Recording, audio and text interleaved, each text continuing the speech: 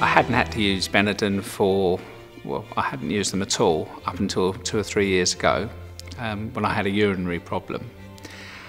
I went to see my GP. He prescribed some pills which I took for about 3 months.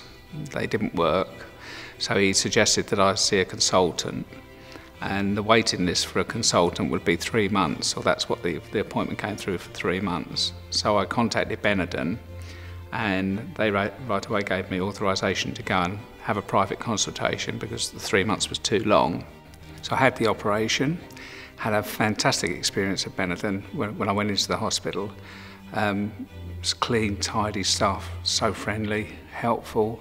Well, nothing was too much trouble, to be honest.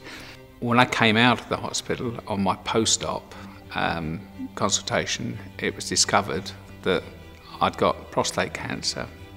This is done in 3 levels. It's 3, 4 and 5. 3 being you've got prostate cancer, but it's not as bad as if you've got 5. You're in a bit of trouble if you've got 5.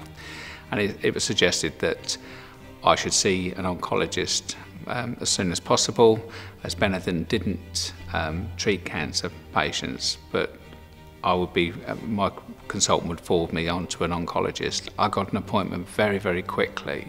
And then right away it was decided that I'd have radiotherapy, and again that was set up because I was in that loop, which I wouldn't have been without Benadryl's help. And I have to say, it's bad enough finding out that you've got cancer, but then when you know that you want to actually go and sort of explore every option, I could have waited 3 months per consultation, whereas the whole thing took a matter of weeks, which it just took the stress away. I mean, having that money there to have those extra consultations, and it was just I mean, you can't say it's a brilliant experience, but all the worry was taken away, and I got treated, I suspect, probably a year at least sooner than I would have done if I hadn't been a member of Benadryl.